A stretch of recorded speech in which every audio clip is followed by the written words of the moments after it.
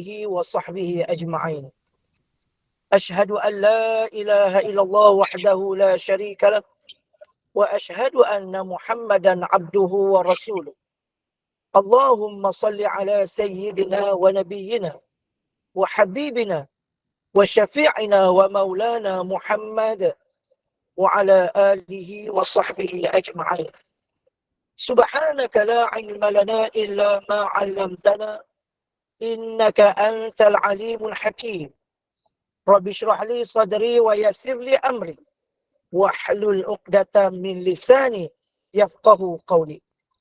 لا حول ولا قوة إلا بالله العلي العظيم.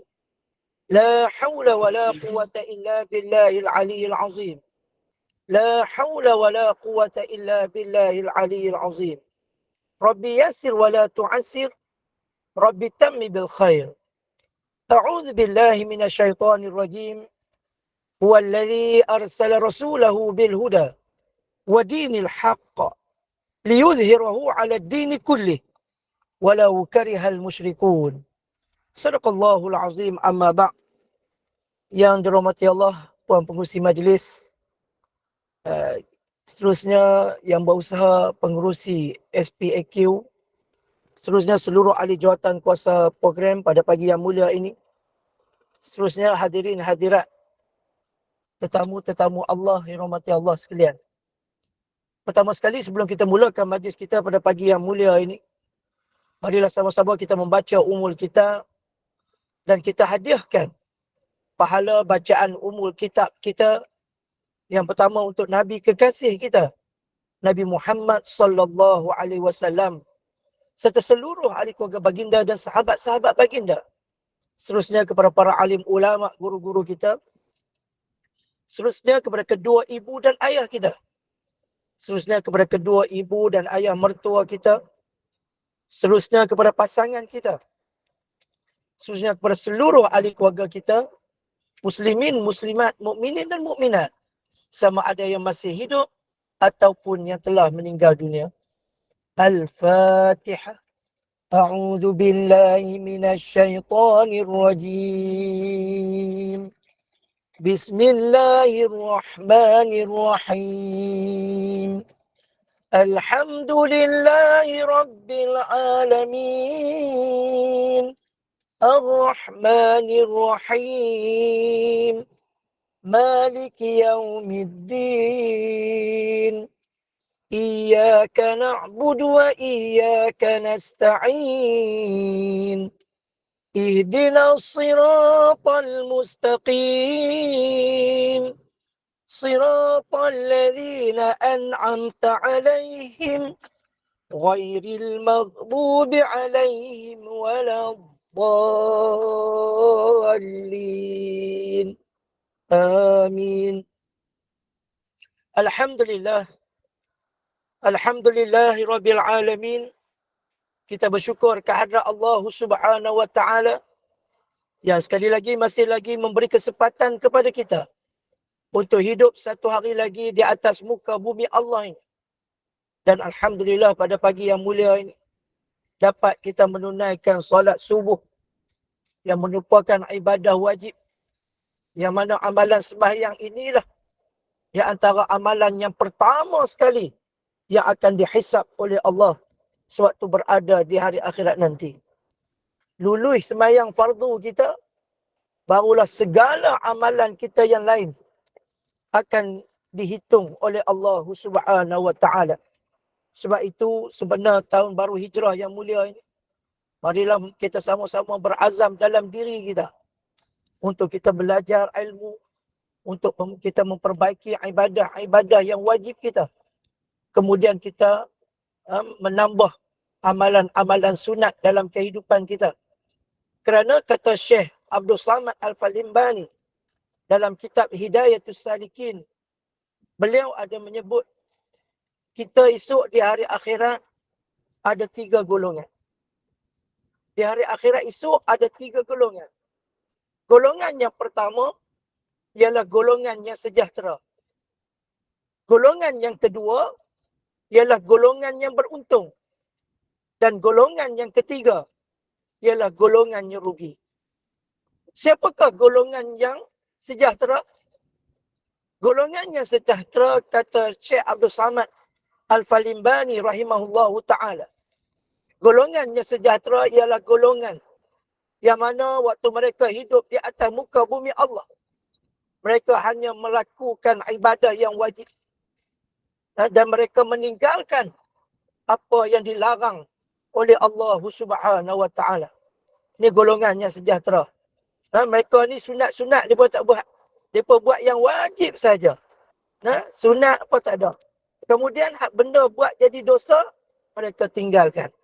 Ini golongan apa? Golongan sejahtera. Golongan yang kedua ialah golongan yang beruntung. Siapakah golongan yang beruntung? Golongan yang beruntung, kata Syekh Abdul Samad Al-Falimbani rahimahullahu ta'ala, ialah golongan yang hidup di atas muka bumi Allah. Mereka melaksanakan ibadah yang wajib. Kemudian mereka melaksanakan ibadah yang sunat. Dan mereka meninggalkan apa yang dilarang oleh Allah Subhanahu wa ta'ala. Ini golongan mana? Golongan yang beruntung. Kita cek balik ibu ayah sekalian, kita duduk kat mana. Dan golongan yang ketiga ialah golongan yang rugi. Siapakah golongan yang rugi? Golongan yang rugi, kata Syekh Abdul Samad Al-Falimbani rahimahullahu ta'ala, ialah golongan yang waktu mereka hidup di atas muka bumi Allah ini, mereka meninggalkan apa yang disuruh oleh Allah Subhanahu wa ta'ala. Bahkan mereka melakukan apa yang dilarang oleh Allah Subhanahu wa ta'ala. Mereka ini esok rugi di hadapan Allah. Mereka esok rugi di hari akhirat nanti. Yang akan menyebabkan mereka akan dicampakkan masuk ke dalam api neraka Allah. Na'udzubillahi min zalik. Hadirin hadirat ibu ayah hormati Allah sekalian. Sebab itu saya nak ucapkan tahniah pada ibu ayah sekalian. Sebab apa? Sebab bangun-bangun saja daripada tidur dapat menunaikan ibadah solat subuh. Lagi bagus lagi dapat solat subuh berjamaah. Kemudian yang paling seronok sekali, iaitulah apabila habis saja sembahyang subuh, boleh tengok Quran pula, subhanallah. Sebelum mata kita tengok benda yang lain. Alhamdulillah pagi ni, perkara yang pertama mata kita tengok ialah Al-Quranul Karim. Saya harap sangatlah supaya amalan ini boleh ibu ayah kekalkan sampai bila-bila. Sampailah balik bertemu dengan Allah Subhanahu wa ta'ala insya-Allah. Ibu ayah rahmati Allah sekalian.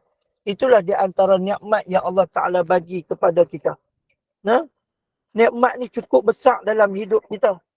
Kalau kita sedar, itulah di antara nikmat yang Allah Ta'ala bagi kat kita. Kita boleh bangun tiap-tiap pagi untuk kita baca Quran, untuk solat subuh, subhanallah, tabarakallah. Hadirin hadirat ibu ayah rahmati Allah sekalian. Sebab tu bersyukur kita, Allah Ta'ala jadikan kita ni sebaik-baik kejadian. Sebab tu guru saya sebut, Al-Fadhil, Tuan Guru Datuk Ustaz Kazim Ilyas, beliau menyebut, setengah orang, ada orang dia tak bersyukur dengan nikmat Allah. Apa dia nikmat dia? Nikmat Allah Ta'ala jadikan dia manusia. Allahu Akbar. Ada orang sanggup mempertikaikan. Dia kata, Ustaz, kenapa saya ni dilahirkan ke dunia? Sedangkan saya tak minta kepada Allah pun untuk saya dilahirkan ke dunia. Dia kata dia tak minta pun Allah Ta'ala lahirkan dia ke dunia. Tiba-tiba dia lahir mai ke dunia, dia kena solat, dia kena puasa, dia kena baca Quran, dia kena buat benda-benda yang lain, dia kena buat haji, kena gunakan duit yang dia kerja untuk buat haji, untuk buat ibadah korban dan sebagainya. Sedangkan dia kata, dia dilahirkan ke dunia, dia tak minta pun kepada Allah. Tiba-tiba Allah Ta'ala lahirkan dia mai ke dunia. Hadirin hadirat ibu ayah rahmati Allah sekalian. Sedangkan Allah Ta'ala berfirman, A'udzu billahi minasy syaithanir rajim. Laqad khalaqnal insana fi ahsani taqwim. Allah Ta'ala berfirman, laqad khalaqnal insana fi ahsani taqwim. Sesungguhnya kami telah jadikan manusia itu sebaik-baik kejadian. Untuk orang yang macam ni, kata Al-Fadhil Ustaz, Tuan Guru Datuk Kazim Ilyas, Hafizullah Ta'ala. Cuba kita tanya dia balik. Seandainya Allah Ta'ala lahirkan dia ke dunia, tiba-tiba jadi binatang ba'alib baya. Kan? Ba'alib baya. Tahu tak ba'alib baya? Khinzir. Kan? Tiba-tiba dia lahir mai ke dunia jadi khinzir. Apa dia nak? Waktu tu apa perasaan dia? Lah ni tak apalah cakap pandai. Bayangkan kalau dia lahir ke dunia, Allah Ta'ala tukar daripada manusia, tiba-tiba jadi orang kata apa, khinzir. Duduk di dunia, muka macam jadi khinzir.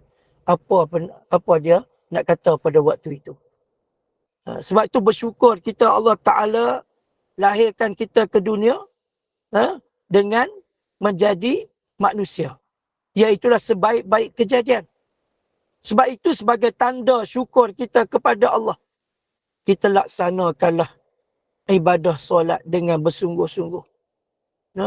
Sakit terang mana pun kita tak tinggal solat kita. Tak tinggal solat. Ni tanda orang yang bersyukur kepada Allah Subhanahu Wa Taala.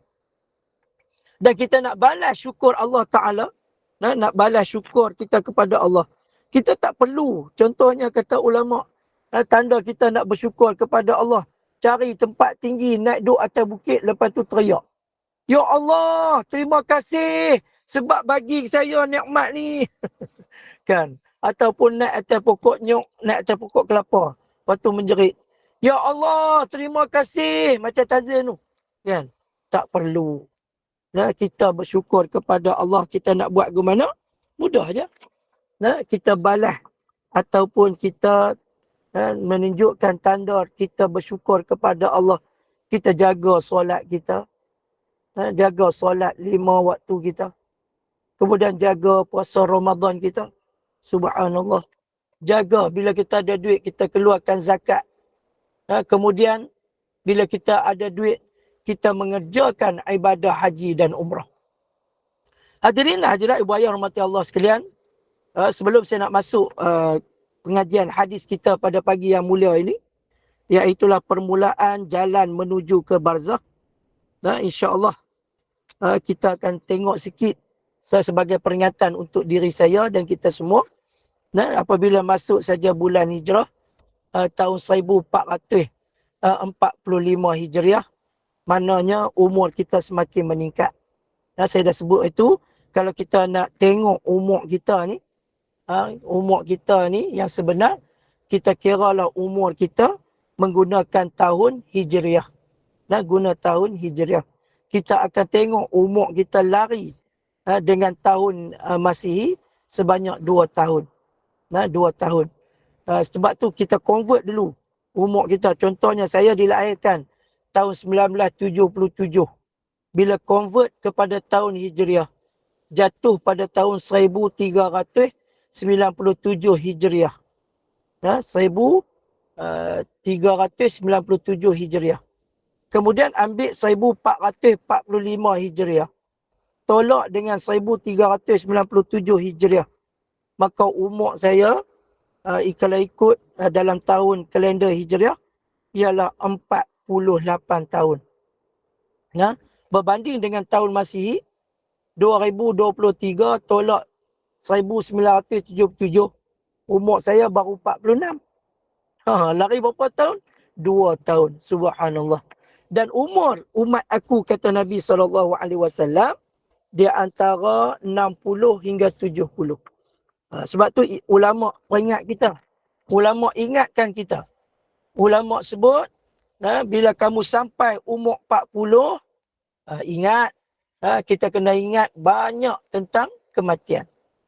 Kena banyak ingat tentang mati. Bila sampai umur 50, kata ulama, kamu kena cek balik amalan apa yang belum lagi kamu buat, kamu kena buat daripada sekarang. Dan apabila kamu sampai umur 60, kata ulama, maka kamu jangan dilalaikan oleh dunia, kerana kematian boleh datang bila-bila masa saja. Allahumma salli ala Sayyidina Muhammad. Hadirin hadirat ibu ayah rahmati Allah sekalian. Sebab itulah bila kita masuk tahun baru Hijriah, maka bulan yang pertama yang akan kita tempuhi iaitulah bulan Muharram. Bulan Muharram. Apakah keistimewaan yang ada dalam bulan Muharram ini? Bulan Muharram kata ulama adalah bulan yang suci. Kerana bulan Muharram termasuk bulan haram ataupun suci dalam Islam. Dalam kalender Hijriah ada 4 bulan yang disucikan, yakni bulan Zulqa'idah, bulan Zulhijjah, bulan Muharram dan bulan Rejab. Yang mana 4 bulan ini diharamkan kepada umat Islam untuk berperang. Sebab tu orang Arab jahiliah bila main 4 bulan ni mereka tak berperang. Walaupun berperang itu dalam Islam adalah pahala yang besar. Kalau mati syahid pada jalan Allah, hukum dia Allahu Akbar, pahalanya cukup besar. Orang yang mati syahid pada jalan Allah, mereka sebenarnya hidup di sisi Allah Subhanahu Wa Taala. Tetapi apabila mai bulan Muharram, maka diharamkan berperang. Setengah ulama kata bulan Muharram ni bulan yang tenang. Bulannya tidak berlakunya peperangan. Allahu Akbar. Subhanallah tabarakallah.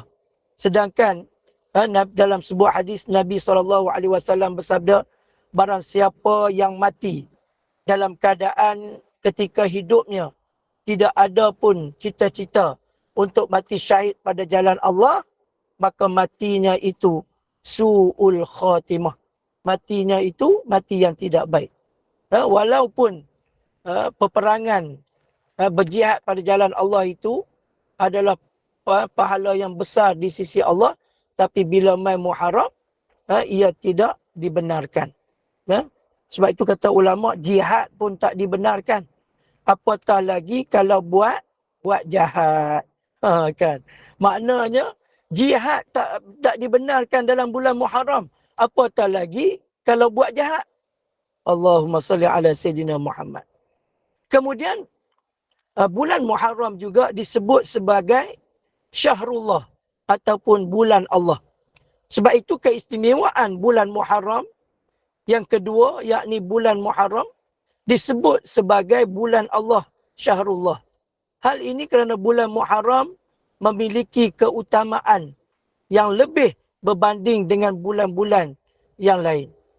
Menurut Syekh Jalaluddin As-Suyuti, kelebihan bulan Muharram terletak pada namanya yang Islami dibandingkan nama bulan Hijriah lainnya. Nama bulan Hijriah selain Muharram merupakan nama bulan yang dipakai pada masa jahiliah. Adapun bulan Muharram pada era masyarakat jahiliah dinamakan bulan Safar Awal.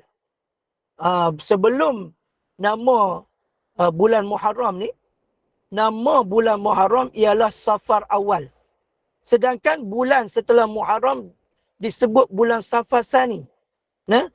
Selepas bulan Muharram, iaitu Safar Awal, disebut dengan Safar Sani. Kan? Dan sedangkan bulan setelah Muharram disebut bulan Safar Sani.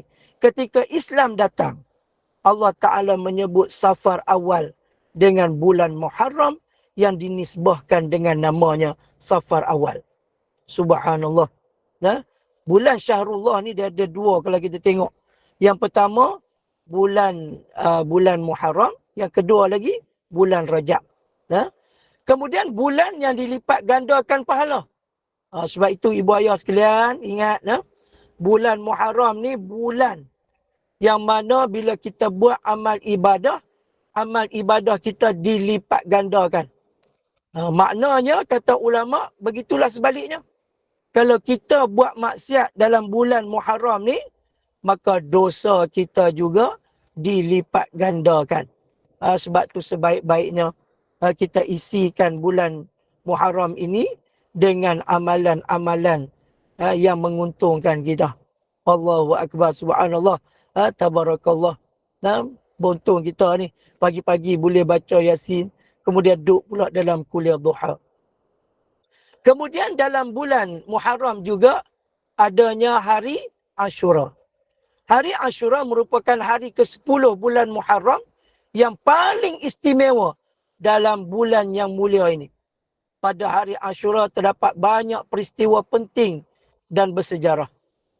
Di hari Ashura ataupun hari ke-10 bulan Muharram, umat Islam dianjurkan untuk melaksanakan ibadah puasa. Dalam sebuah hadis yang diriwayatkan oleh Imam Muslim, dikatakan bahawa berpuasa 10 Muharram dapat menghapuskan dosa setahun sebelumnya. Allahu Akbar, subhanallah. Nabi SAW bersabda, keutamaan puasa hari Ashura. Maka baginda menyebut puasa Ashura melebur dosa setahun yang telah lalu. Hadis riwayat Muslim. Dan sabda Nabi SAW, sebaik-baik puasa adalah puasa Ramadan. Dan sebaik-baik puasa selepas puasa Ramadan ialah puasa 10 Muharram. Allahu Akbar, subhanallah, tabarakallah.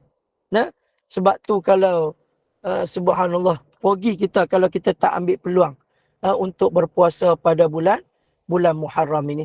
Sebab Nabi sebut sebaik-baik puasa selepas bulan Ramadan ialah puasa di bulan Muharram. Allahu Akbar, subhanallah, tabarakallah.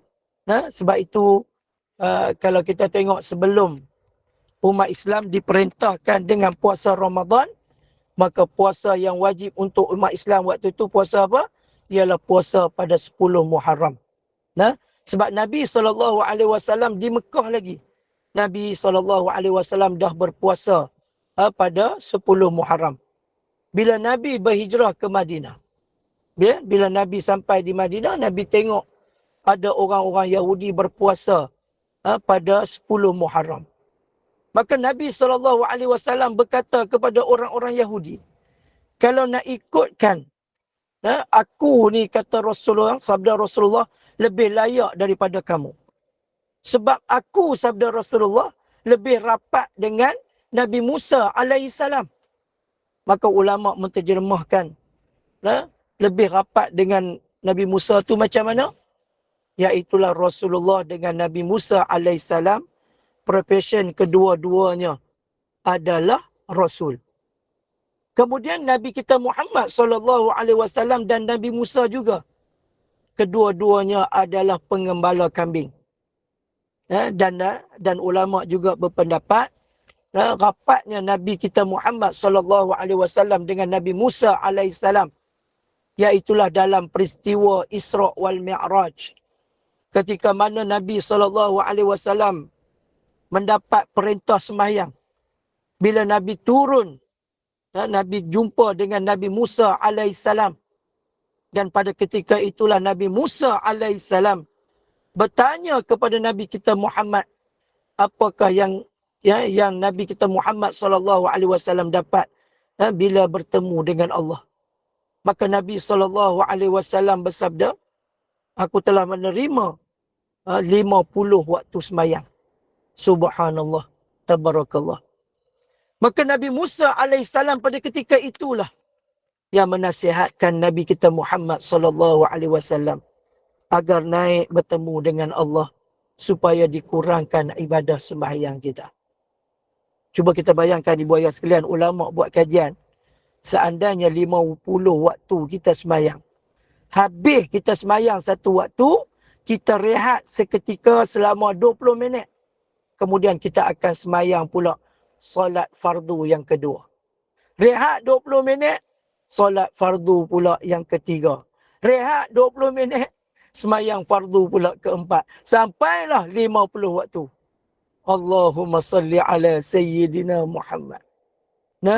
Maknanya PKP 24 jam. Pakai tak pi mana lah. Habis sembahyang, siap-siap nak masak. Loh, azan pula dah Tok Bilal. Allahu Akbar, subhanallah, tabarakallah. Tapi kita beruntung.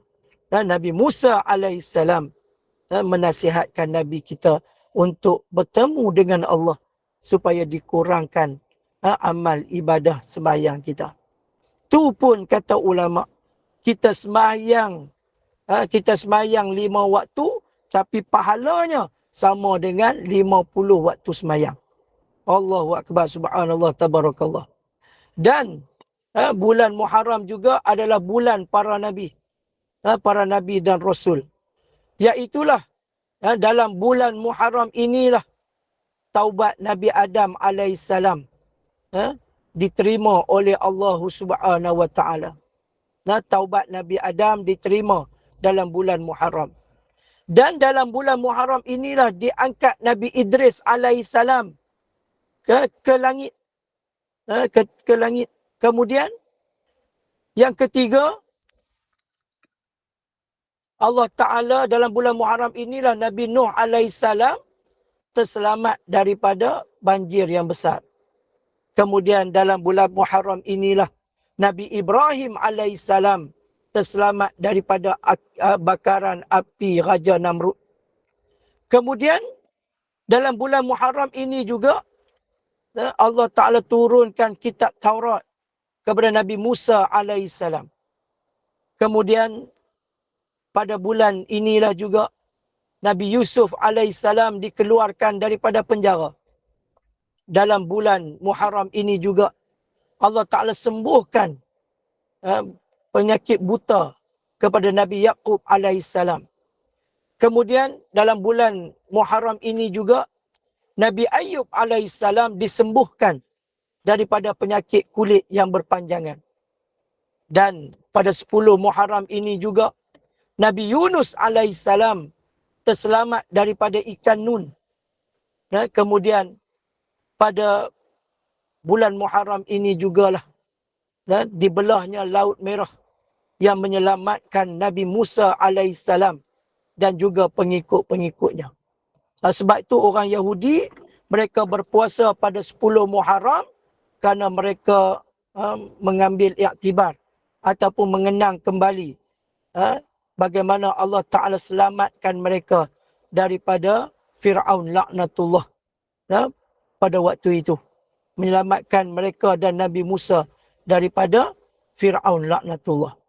Kemudian dalam bulan Muharram ini juga diampunkan dosa Nabi Daud alaihissalam. Kemudian dalam bulan Muharram ini jugalah Nabi Sulaiman alaihissalam diberikan kekuasaan yang berupa kerajaan. Kemudian dalam bulan Muharram ini juga Nabi Musa alaihissalam diangkat naik ke langit setelah dikepung oleh bangsa Romawi.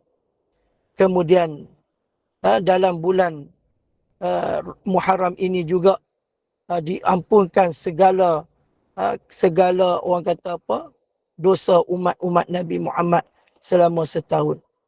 Allahumma salli ala Sayyidina Muhammad. Sebab itu peristiwa-peristiwa yang berlaku dalam bulan Muharram ini juga boleh kita jadikan sebagai satu renungan bagi umat Islam untuk meneladani kisah para Nabi yang telah berlaku dalam bulan yang mulia ini. Hadirin hadirat mati Allah sekalian. Sebaik-baik puasa selepas bulan Ramadan ialah puasa di bulan Muharram. Dan sebaik-baik sembahyang fardu ialah sembahyang malam. Sebaik-baik solat fardu, sebaik-baik solat ialah solat fardu. Sebaik-baik solat selepas solat fardu ialah solat malam. Sebab itu ulama sebut, sebab Nabi kita Muhammad sallallahu alaihi wasallam bagi tahu kepada kita, kata ulama, kalau kita nak puasa 10 Muharram, sebab Nabi kita tak mau bagi sama kita ni dengan orang Yahudi. Sebab itu Nabi kita ni, Nabi kita baginda ni, kalau boleh tak mau agama Islam ni sama dengan agama lain. Sebab tu sunnah Nabi sendiri kita tengok. Kalau orang yang bukan Islam, kebanyakan yang mereka sikat rambut belah tepi, sama ada kiri ataupun kanan. Tapi baginda Nabi SAW sikat rambut, Nabi belah tang mana? Nabi belah tengah. Subhanallah, tabarakallah. Samalah dengan puasa 10 Muharram. Maka Nabi kata, Nabi SAW bersabda, seeloknya kalau kamu nak berpuasa bulan 10 Muharram, seeloknya puasa sehari sebelum 10 Muharram, iaitu 9 Muharram dan juga 10. Nak bagi elok lagi, kita puasa 9, 10 dan 11. Iaitulah sehari sebelum dan sehari selepas. Maknanya 3 hari. Sebab apa? Sebab tak mau bagi sama dengan orang-orang Yahudi. Yang mana mereka berpuasa 10 Muharram setiap tahun mereka akan berpuasa. Untuk mengenangkan peristiwa ataupun mereka bersyukur. Sebab Allah Ta'ala selamatkan mereka dengan Nabi Musa AS daripada musuh-musuh mereka. Iaitulah daripada serangan Fir'aun laknatullah. Hadirin hadirat ibu ayah rahmati Allah sekalian.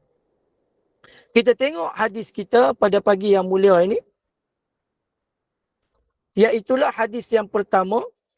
Permulaan jalan menuju ke barzah. Betul tak puan? Ini hadis yang pertama kita baca lagi. Permulaan jalan menuju ke barzah. Baca lagi.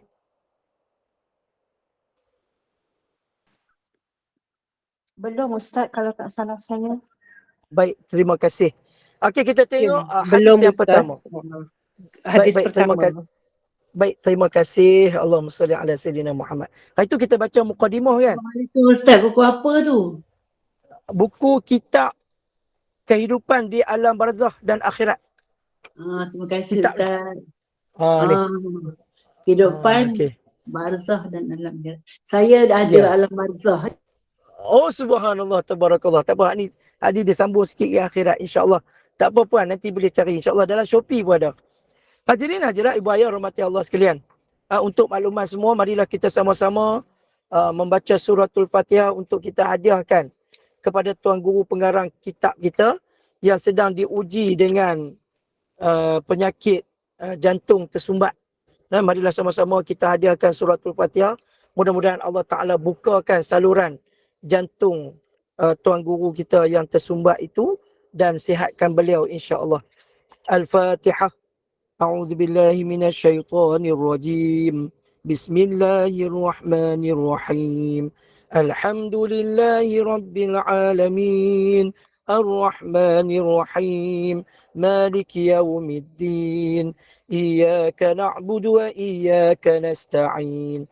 اهدنا الصراط المستقيم صراط الذين أنعمت عليهم غير المغضوب عليهم ولا الضالين آمين.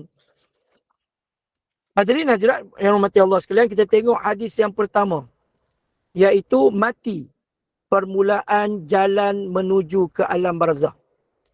Qala musannif rahimahullahu ta'ala عن أبي هريرة رضي الله عنه قال إذا خرجت روح المؤمن تلقاها ملكان يسعدانها قال حماد فذكر من طيب ريحها وذكر المسك قال ويقول أهل السماء روح طيبة جاءت من قبل الأرض صلى الله عليك وعلى جسد كنت تعمرينه فينطلق به إلى ربه عز وجل ثم يقول انطلقوا به إلى آخر الآجل قال وإن الكافر إذا خرجت روحه قال حماد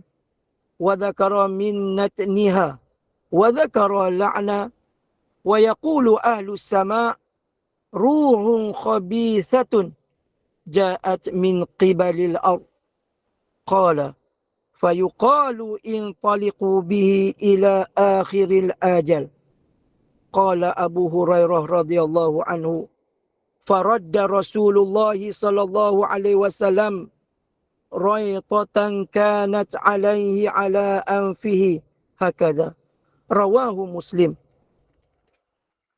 Artinya, daripada Abu Hurairah radhiyallahu anhu berkata, apabila roh orang yang beriman keluar daripada jasadnya, roh itu akan disambut oleh 2 malaikat yang membawa roh itu naik ke atas langit. Seorang perawi hadis yang bernama Hammad radhiyallahu anhu berkata, Abu Hurairah radhiyallahu anhu menyebutkan tentang wanginya roh itu seperti bau kasturi. Kemudian Abu Hurairah berkata lagi, semua penduduk langit mendoakan roh itu. Inilah roh yang baik datang dari bumi. Semoga Allah merahmatimu dan ke atas jasadmu yang kamu imarahkannya dengan amal ibadah. Maka dibawa roh itu menghadap Allah Azza wa Jalla. Kemudian Allah memerintahkan, bawalah roh itu ke tempat akhir perjalanannya, iaitulah di Al-Iliyin.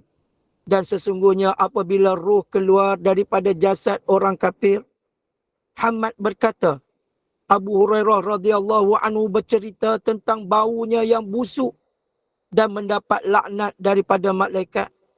Semua penduduk langit berkata, inilah roh yang berbau busuk datang daripada bumi. Kemudian dikatakan kepada para malaikat, bawalah rohnya ke tempat akhir perjalanannya, iaitulah di As-Sijjin. Abu Hurairah radhiyallahu anhu berkata, Rasulullah menutup hidungnya dengan kain nipis yang berada di atas badannya. Sambil Abu Hurairah radhiyallahu anhu menggayakan cara Rasulullah menutup hidung baginda dan berkata, begini caranya. Allahu Akbar. Nah, Nabi SAW bersabda, apabila roh orang yang beriman keluar saja daripada jasad, bau dia lebih harum daripada kasturi. Kedua-dua malaikat bawa naik ke langit sehinggalah bertemu dengan Allah. Bila jumpa dengan malaikat yang jaga pintu langit pertama, kedua, ketiga dan sebagainya, malaikat memuji bau wangi tersebut. Allahu Akbar. Kemudian bila roh orang kafir pula keluar daripada jasad, maka baunya cukup busuk. Allahu Akbar. Na'udzubillahi min zalik. Bukan setakat bau busuk, bahkan rohnya dilaknat oleh malaikat. Allahu Akbar. Na'udzubillahi min zalik. Dan malaikat tertanya-tanya, bau busuk ni datang daripada mana ni? Rupanya bau busuk itu datang daripada roh orang yang tidak beriman. Roh orang kafir. Allahumma salli ala Sayyidina Muhammad. Hadirin hadirat ibu ayah rahmati Allah sekalian. Sehingga kan Rasulullah SAW menunjukkan busuk tak busuk roh orang yang tak beriman ni, roh orang kafir ni. Sehingga kan Nabi tutup hidung baginda Nabi yang mulia dengan menggunakan kain selendang baginda Nabi SAW. Allahumma salli ala Sayyidina Muhammad. Hadirin hadirat ibu ayah rahmati Allah sekalian. Kita tengok keterangan hadis. Setiap yang bernyawa pasti merasai mati. Ia tidak dapat dielakkan oleh manusia, oleh sesiapa pun. Sama ada orang itu baik ataupun jahat. Muslim ataupun kafir. Apabila tiba waktu yang ditetapkan, maka tamatlah riwayat hidup kita di atas muka bumi ini. Dan bermulalah perjalanan baru ke alam barzakh. Kemudian ke alam akhirat. Seperti mana saya sebut minggu lepas, bagaimana kita ni yang disebut sunnatullah tu ada 5. Ada 5 alam sebenarnya. Yang kita, 2 di antaranya kita telah lalui, dan 1 alam kita sedang lalui, dan 2 alam lagi belum kita lalui. Apa dia alam tersebut? Yang pertama, alam roh. Alam roh. Waktu kita duduk di alam roh dulu ni, kita duduk berjanji. Inna salati wa nusuki wa mahyaya wa mamati lillahi rabbil alamin. Waktu kita duduk di alam roh, kita mengaku di hadapan Allah. Sesungguhnya sembahyangku, sesungguhnya ibadahku, sesungguhnya kehidupanku, sesungguhnya kematianku lillahi rabbil alamin. Semata-mata kerana Allah, Tuhan sekalian alam. Allahumma salli ala Sayyidina Muhammad. Nah, doa yang kita duk baca dalam doa iftitah waktu sembahyang. Itulah perjanjian kita waktu duduk di alam roh. Kemudian Allah Ta'ala hijrahkan kita pula masuk ke alam rahim. Nah, lepas alam rahim kita dihijrahkan ke alam dunia. Nah, dan kita duduk di alam dunia ni tak lama. Kerana Nabi sebut, Nabi SAW bersabda, umur umat aku ni di antara 60 hingga 70. Kalau hak lebih tu subsidi. Maknanya Allah Ta'ala bagi peluang kat dia lagi. Nah, kemudian Allah Ta'ala akan hijrahkan kita pula masuk ke alam barzah. Allahu Akbar. Duduk di alam barzah ni pula tak tahu lama mana. Kita tengok Fir'aun laknatullah. Duduk di alam barzah lama mana dah? 3,000 tahun lebih dah. Belum lagi dibangunkan oleh Allah. Dan kita akan dihijrahkan daripada alam barzah menuju ke alam akhirat. Allahu Akbar. Dan alam akhirat ni pula ada fasa-fasa dia. Fasa dia yang pertama, fasa yang mana akan ditanya oleh Allah akan 4 soalan. Habis tanya 4 soalan, berganjak kaki menuju ke mizan. Kemudian habis berjalan menuju ke mizan. Berjalan pula di atas titian sirat. Habis berjalan di atas titian sirat. Duduk rehat pula di telaga Kausar. Sebelum dimasukkan ke dalam syurga. Dimandikan pula dalam satu sungai. Namanya Nahrul Hayah. Ataupun sungai kehidupan. Lepas mandi di sungai ni, barulah dimasukkan ke dalam syurga. Kemudian kata ulama, cuma yang membezakan kita ialah apa yang berlaku ketika dicabut roh dan selepasnya. Orang-orang Islam yang soleh, roh mereka akan dicabut perlahan-lahan. Didoakan oleh para malaikat dan berbau tersangat harum. Kemudian roh itu diarak oleh para malaikat untuk dibawa menghadap Allah Subhanahu Wa Taala dan dicatatkan di Al-Ailiyin.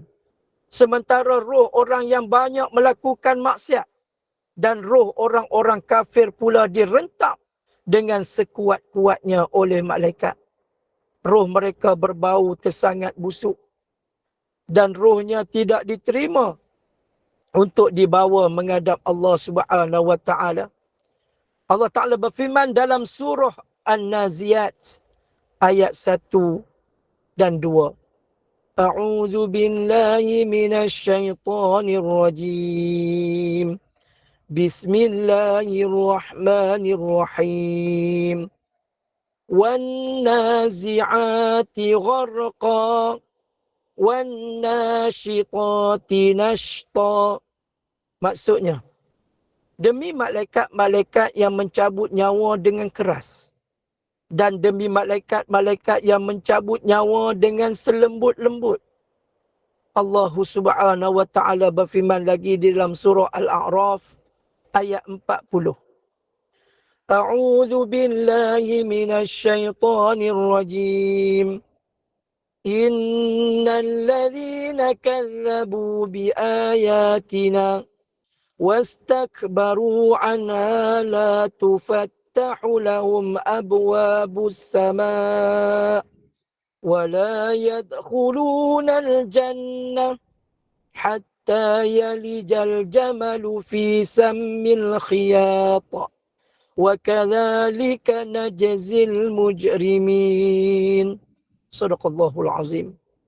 Maksudnya, sesungguhnya orang-orang yang mendustakan ayat-ayat kami dan menyombongkan diri terhadapnya, tidak akan dibukakan pintu-pintu langit bagi mereka. Dan mereka tidak akan masuk syurga sehingga unta masuk ke dalam lubang jarum. Demikianlah kami memberi balasan kepada orang-orang yang berbuat jahat. Allahu Akbar. Na'udzubillahi min zalik. Hadirin hadirat ibu ayah rahmati Allah sekalian.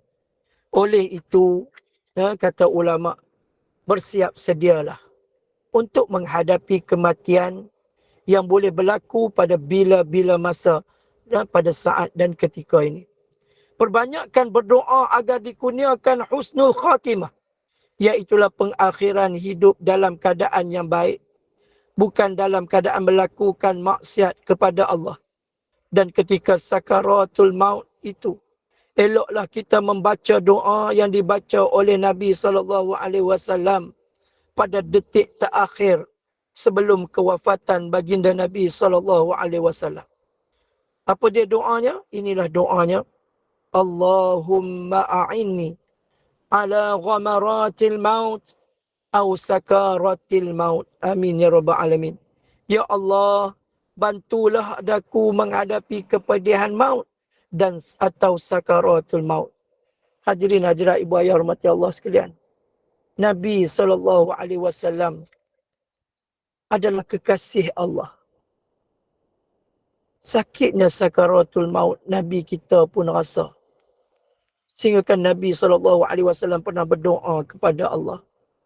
Ya Allah, kau himpunkanlah segala sakit sakaratul maut umatku. Himpunkanlah semua sakit sakaratul umatku ini kepada aku. Allahumma salli ala Sayyidina Muhammad. Hadirin hadirat mati Allah sekalian. Itulah lafaz kasih sayangnya Nabi kepada kita.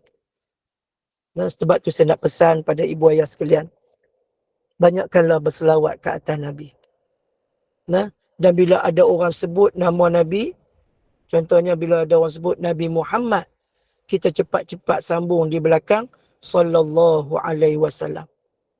Kerana Nabi sallallahu alaihi wasallam bersabda, orang yang paling kedekut di atas muka bumi Allah ialah manusia yang apabila disebut namaku, sabda Rasulullah, kemudian dia tak sambung di belakang dengan sallallahu alaihi wasallam. Dan kata Siti Aisyah radhiyallahu anha, celakalah manusia yang mana esok di hari akhirat dia tidak akan dapat melihat wajah yang mulia baginda Nabi sallallahu alaihi wasallam. Siapakah dia? Iaitulah golongan yang hidup atas muka bumi Allah yang apabila disebut nama Nabi kita Muhammad sallallahu alaihi wasallam, lalu dia tak sambung di belakang dengan sallallahu alaihi wasallam.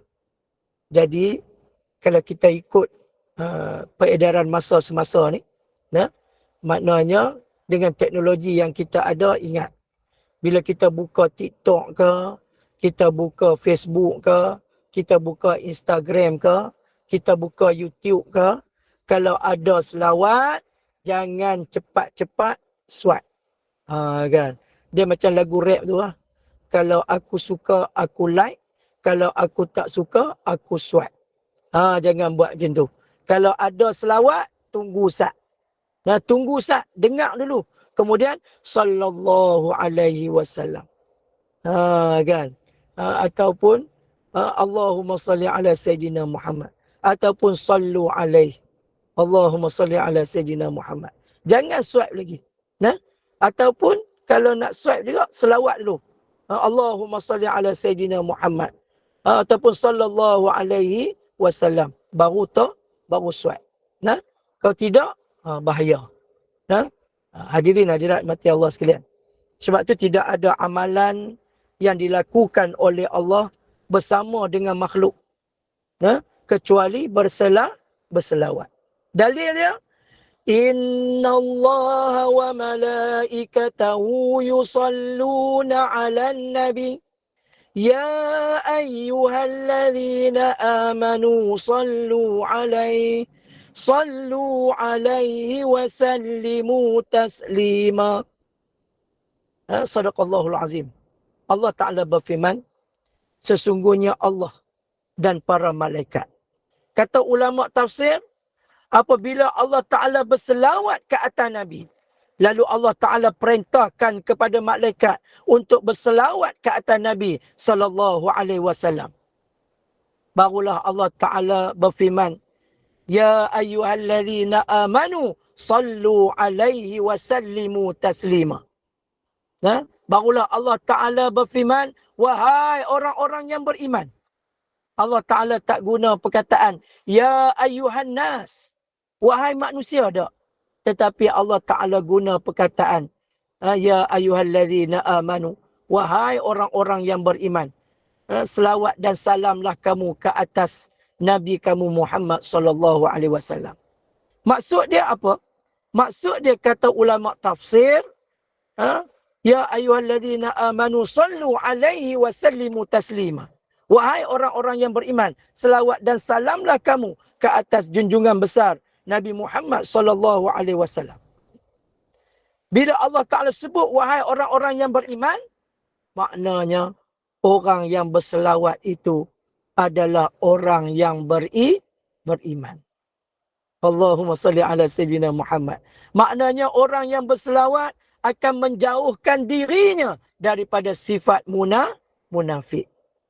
Nabi SAW bersabda, siapa yang berselawat ke atasku pagi 10, petang 10, maka Nabi jamin esok di hari akhirat dia akan mendapat syafaat daripada baginda Nabi SAW. Dan dalam hadis yang lain, barang siapa yang berselawat ke atasku sehari tak kurang pada 1000 kali, maka sebelum dia meninggal dunia, maka Allah Ta'ala akan memperlihatkan kepadanya tempatnya di dalam syurga. Allahu Akbar. Mai buaya sekalian, kita selawat banyak-banyak.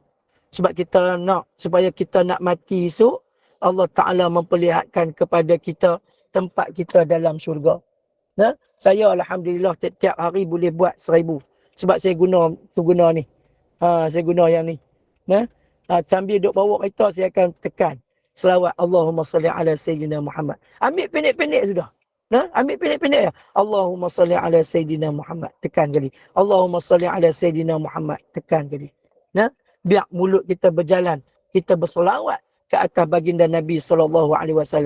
Siapa yang selawat 1000 kali sehari, sebelum dia meninggal dunia, Allah Ta'ala akan memperlihatkan kepadanya tempatnya di dalam syurga. Allah dalam hadis yang lain, Nabi SAW bersabda lagi, siapa yang berselawat ke atasku sehari tak kurang pada 1000 kali, maka akan berselisih bahunya dengan bahuku, kata Rasulullah, di pintu syurga Allah Subhanahu wa ta'ala. Allahumma salli ala Sayyidina Muhammad. 1000 ni tak banyak bana, ibu-ibu sekalian.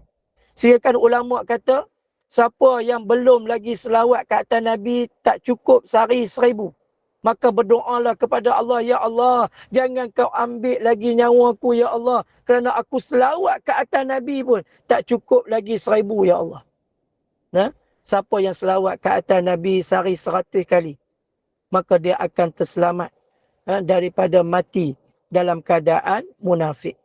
Maknanya dia akan mati dalam keadaan beriman kepada Allah. Allahumma salli ala Sayyidina Muhammad. Begitu juga dengan majlis-majlis.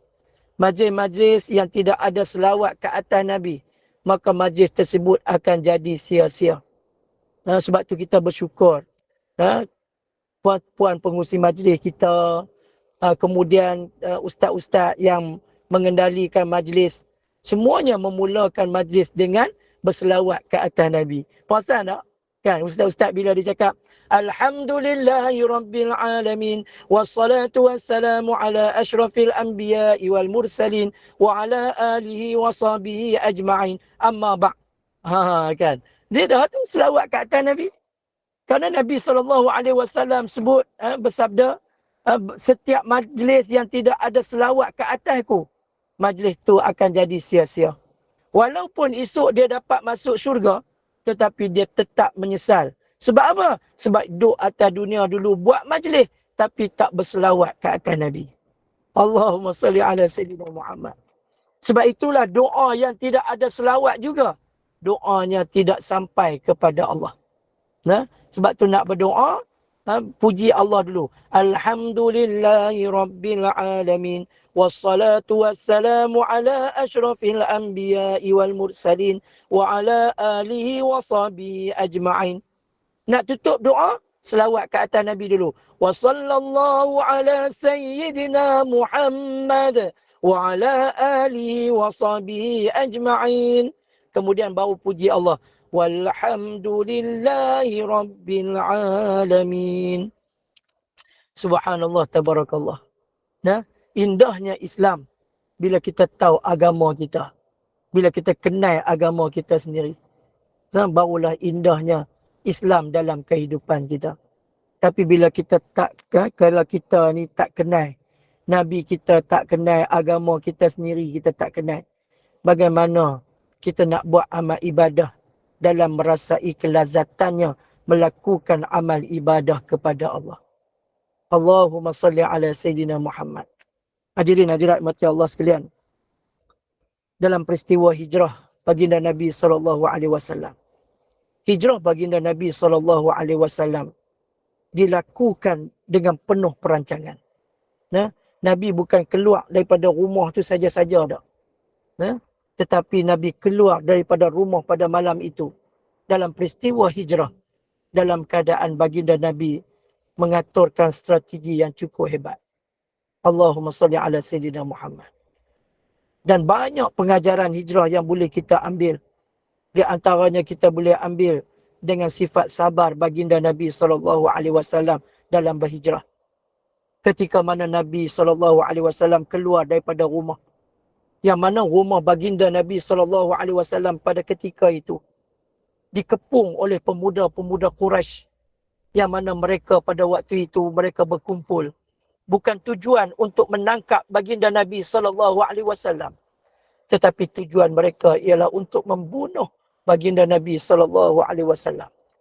Sedangkan mereka pada waktu itu sebelum mereka hendak membunuh baginda Nabi, mereka lah di antara orang yang selalu menyimpan harta benda mereka kepada baginda Nabi SAW. Kerana Nabi kita digelar Al-Amin. Allahu Akbar. Tetapi oleh kerana hasad dengki, kerana Nabi menyampaikan dakwah setelah kematian Abu Talib, lalu mereka sanggup untuk membunuh Nabi kita yang mulia, Nabi kita Muhammad SAW.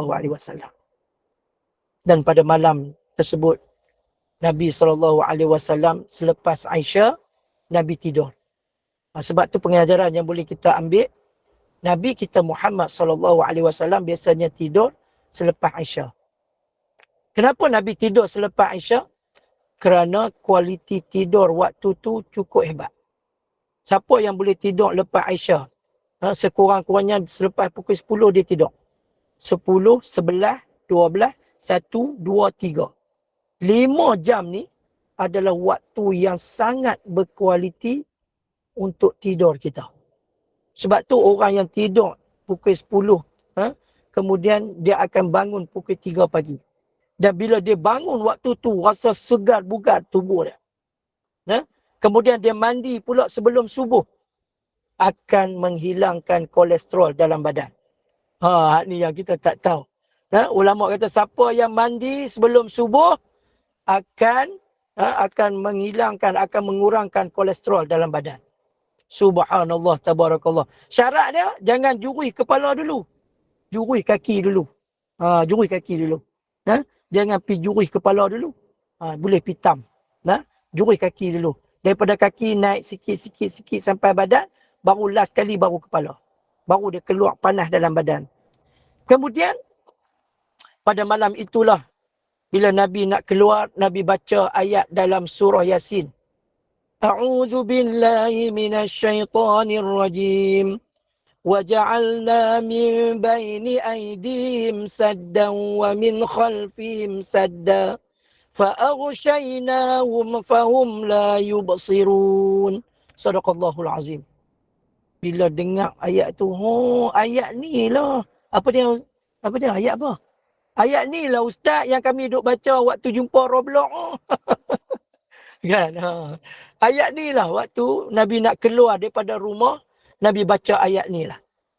Bila Nabi baca ayat ni, mereka semua, bila Nabi buka pintu, Nabi tengok semua pakat tidur habis. Waktu mereka tidur, Nabi buat apa? Kalau Nabi nak kerak telinga mereka pada waktu itu, boleh tak? Boleh. Kalau Nabi nak luku kepala mereka waktu itu, boleh tak? Boleh. Kalau Nabi nak bunuh mereka waktu itu, boleh tak? Boleh. Dan Nabi kenal seorang-seorang pemuda yang ada pada waktu itu yang nak bunuh Rasulullah. Nabi kenal. Seorang-seorang Nabi tengok muka, Nabi kenal. Allahu Akbar. Tapi Nabi tak bunuh mereka. Nabi tak pukul mereka. Nabi tak cacatkan mereka. Tetapi Nabi ambil pasir, Nabi letak di atas kepala mereka, menandakan bahawa Rasulullah telah pun lalu di hadapan mereka. Allahumma salli ala Sayyidina Muhammad. Akhlak dan kesabaran yang tinggi yang Allah Ta'ala kurniakan kepada Nabi kita sebagai contoh yang terbaik dalam kehidupan kita. Nah, dan apabila dalam peristiwa pembukaan kota Mekah, maka pemuda-pemuda yang pernah mengepung rumah Nabi nak bunuh Nabi, dalam peristiwa pembukaan kota Mekah, pemuda-pemuda inilah dahulu yang kepung nak bunuh Rasulullah.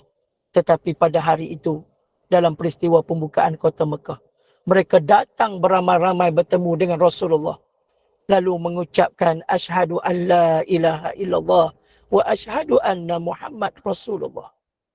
Allahumma salli ala Sayyidina Muhammad. Ini Nabi kita Muhammad sallallahu alaihi wasallam.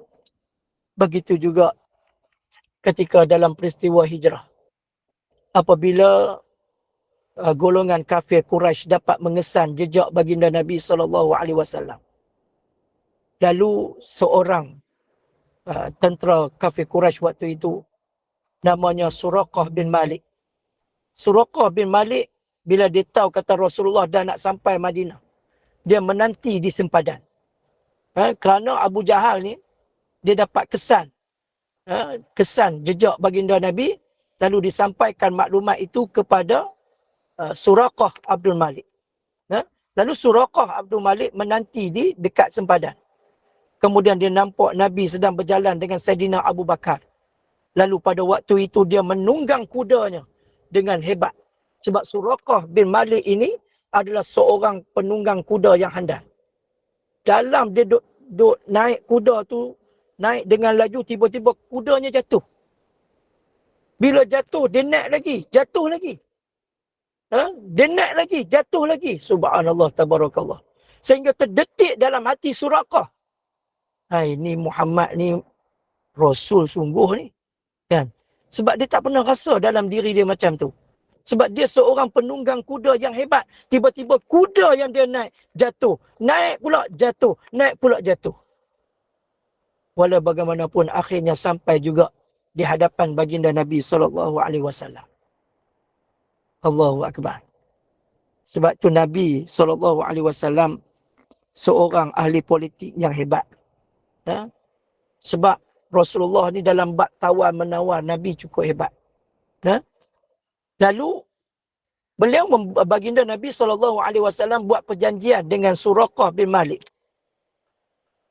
Lalu Suraqah bertanya kepada Rasulullah, wahai Muhammad, apa yang kamu boleh bagi kepada aku untuk aku lepaskan kamu?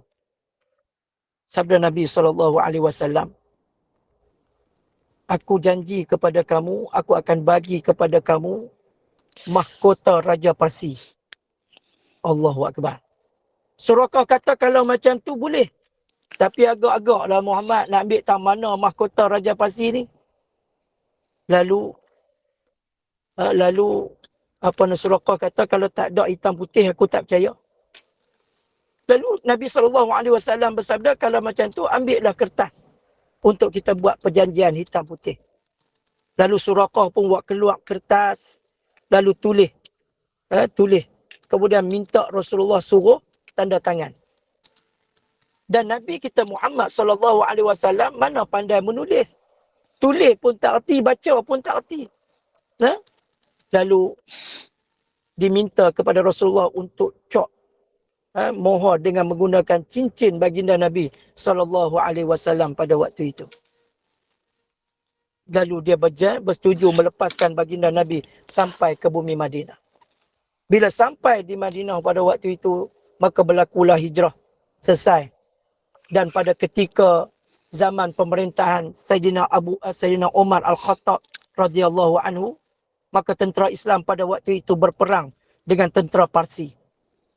Dalam peperangan tersebut memakan masa 8 tahun. Dan akhirnya tentera Islam berjaya menewaskan tentera Parsi. Maka pada waktu itulah Sayyidina Umar Al-Khattab membahagikan harta rampasan perang kepada tentera-tentera Islam. Dan bila mai saja harta untuk diagihkan mahkota tentera mahkota Raja Parsi. Dan pada ketika itulah Suraqah Al-Malik datang untuk minta kepada Saidina Abu Bakar. Kata Suraqah, wahai Umar, wahai Amirul Mukminin. Dan Suraqah waktu itu dah masuk Islam dah. Dan perang banyak kali dah dengan tentera Islam. Dan Suraqah bagi tahu kepada Saidina Umar Al-Khattab radhiyallahu anhu bahawa mahkota ini telah dijanjikan oleh baginda Nabi untuk diberikan kepada aku. Kata Saidina Umar, mana mungkin Rasulullah berjanji kepada kamu? Maka Suraqah Al-Malik mengeluarkan surat tersebut di hadapan Umar Al-Khattab radhiyallahu anhu. Apabila Saidina Umar Al-Khattab membacakan surat di hadapan sahabat-sahabat yang berperang pada ketika itu, semua sahabat menangis pada waktu itu. Sahabat menangis apabila surat yang dibacakan oleh Saidina Umar, perjanjian Rasulullah dengan Suraqah Al-Malik. Kenapa Saidina Umar menangis? Kerana, kata ulama, pada waktu itu Nabi belum lagi sampai ke bumi Madinah. Tetapi perancangan baginda Nabi SAW sehinggalah Islam tersebar dengan menang ke atas tentera Parsi. Allahumma salli ala Sayyidina Muhammad. Bila Sayyidina Umar baca saja surat tersebut, semua sahabat pakat menangis. Lalu diserahkan mahkota Raja Parsi kepada Suraqah bin Malik. Hadirin hadirat mati Allah sekalian, begitu hebatnya perancangan baginda Nabi SAW. Walaupun Nabi tak sampai lagi di Madinah, tapi perancangan baginda Nabi hingga ke Parsi mudah-mudahan memberi manfaat kepada kita insya-Allah. Jazakallahu khairan katsirah di atas jemputan kepada saya pada pagi ini insya-Allah. Allahumma salli kembali kepada Puan Pengerusi Majlis. Terima kasih Ustaz. Jazakallah khairan Ustaz Amal Syarizal atas kesediaan berkongsi ilmu itu tadi. Dan demikianlah hakikatnya hidup ini amat singkat sekali, dan selepas mati kita akan hidup di alam barzah dan hidup yang kekal adalah di akhirat. Oleh itu hendaklah kita mempertingkatkan amalan. Dan semoga ianya memberikan sedikit sebanyak kefahaman dan manfaat bagi kita semua insya-Allah. Semoga dalam kesempatan kita akan bersama-sama lagi dengan Ustaz insya-Allah Ustaz minggu depan. Okey, baik. Dan terima kasih kepada para jemaah tetap setia berada di majlis ini, dan next kuliah kita ada lagi ya pengajian berkitab ya menjadi kekasih Allah bersama-sama dengan Al-Fadhil Ustaz Haris Dahlan. Dan Ustaz kita tutup dulu, tangguhkan dulu majlis ini dengan tasbih kafarah. Doa dulu Ustaz, doa dan tasbih kafarah insya-Allah Ustaz. Silakan Ustaz. A'udzu billahi minasyaitonir rajim. Bismillahirrahmanirrahim.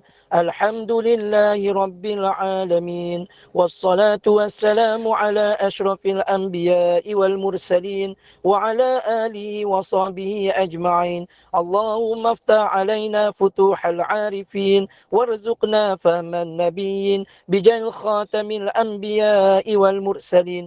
Allahumma faqihna fid din wa 'allimna ta'wil wahdina ala siratikal mustaqim. Allahumma nawwi qulubana binuri hidayatik kama nawatal arda binuri syamsika abadan abada birahmatika ya arhamar rahimin. Rabbana atina fid dunya hasanah wa fil akhirati hasanah wa qina adzaban nar. Wa sallallahu ala sayyidina Muhammad wa ala alihi wa sahbihi ajma'in. Walhamdulillahi rabbil alamin. Subhanakallahumma bihamdika nashhadu an la ilaha illa anta wa nastaghfiruka wa natubu ilaik. Bismillahirrahmanirrahim. Wal 'asri innal insana lafi khusr illa alladhina amanu wa 'amilus salihati wa tawasaw bil haqq wa tawasaw bis sabr. Sesungguhnya yang baik itu daripada Allah, yang buruk itu datang daripada kelemahan dari saya sendiri. Sekian, wabillahi taufik wa hidayah. Wassalamualaikum warahmatullahi wabarakatuh. Waalaikumsalam warahmatullahi wabarakatuh. Terima kasih Ustaz.